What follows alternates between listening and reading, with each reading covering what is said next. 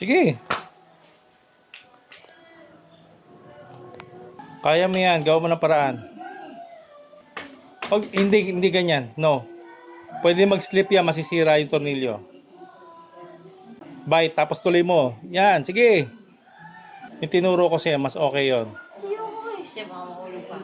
Arali mo kung paano malaglag. Yun yun. Yun. O, di ba? O, nakikinig ka na. Hinihilig ko parang ano. Hindi ganyan. Go. Yan. Yan. Lagyan mo ng rhythm. Yan. Go. Sige. Yun. Good job. Hanggang umangat yung gulong. Makikita mo yan. Sige. Konti pa. No. Baka mag-slip yan. Bago mo yung saksak, always check. Tama ba yung turn? Pahigpit yan? Palawag yan? Oo. Shoot mo muna maigi ha, bago mo ipindutin. Make sure it bites. Yon. Yan, good job. Sige lang. Sige. Sige pa.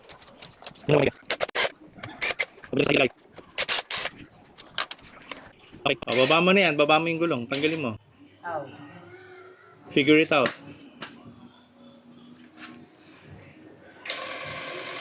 Huwag mo sayangin yung battery. Tatagalin. Oh. Good. Oh, i-roll mo lang. Ilagay mo sa ilalim. Sa ilalim? Higa mo, tapos i-push mo. Papunta sa ilalim para support kung sakaling may mangyari. Huwag mo tamaan yung jack, ayusin mo.